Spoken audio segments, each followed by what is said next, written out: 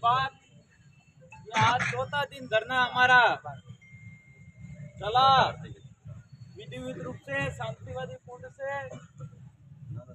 और मैं ज्यादा भाषण करना तो नहीं चाहूंगा, लगातार 4 दिन से बोल ही रहे मेरे भाई अनितोष भाई ने बताया।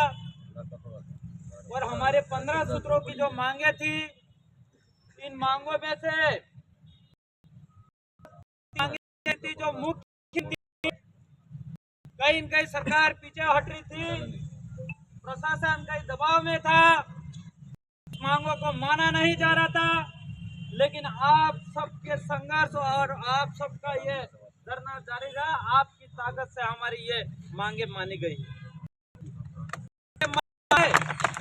मैं आपके सामने कुछ नहीं कहूंगा, ये लेट हुआ, प्रशासन भी हम बोल रहा था कि मौखिक आप घोषणा करो, लेकिन हमने कह दिया हम लोग मौखिक से घोषणा नहीं करेंगे, लिखित में हम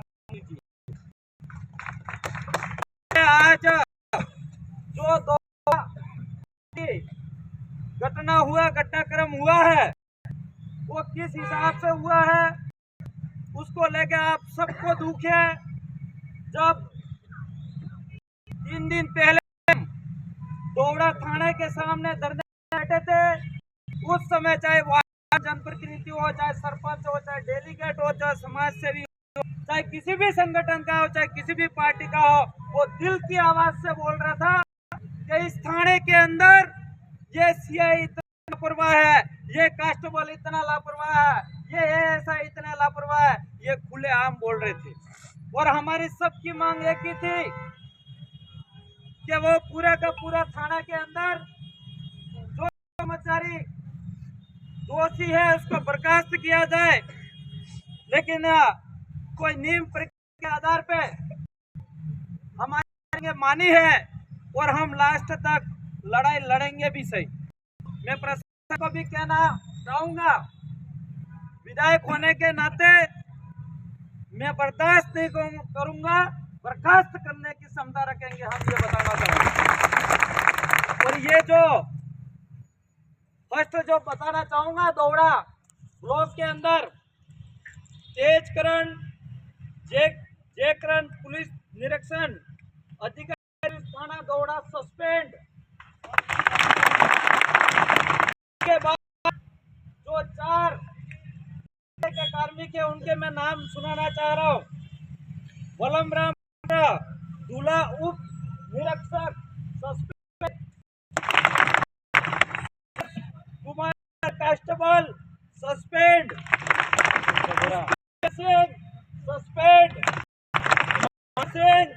सस्पेंड। ये सब आपकी हुआ है, ये आवाज मेरी नहीं थी, ये आवाज आपकी थी।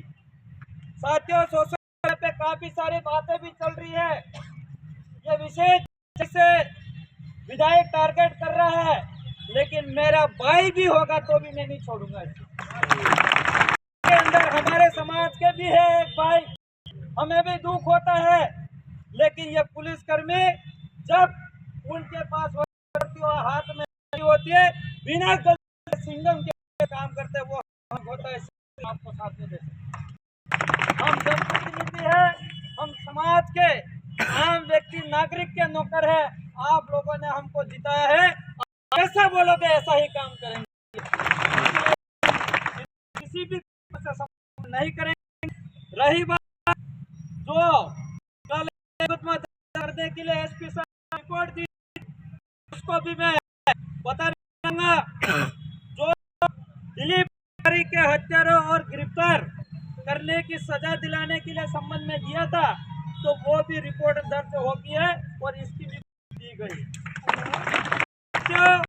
इसका एक अपनी मांग है कि सरकारी नौकरी जो हमारा परिवार है, दिलीप भाई परिवार के पिताजी 10वीं फेल है और उनकी एक बहन है, वो जीएनएम नर्सिंग कर रही है, 3rd ईयर चल रही है, और एक छोटा भाई है उनका गोविंद भाई है, 12वीं में पढ़ रहा है और इसकी 17 साल की एज है, लेकिन अभी वर्तमान एज जो भाई हमारे दिलीप भाई के पिताजी जो जीवराज जी को एक संविदा कर्मी सरकारी नौकरी जो रघुनाथपुरा गांव के अंदर हॉस्टल है इसके अंदर नौकरी दी गई है।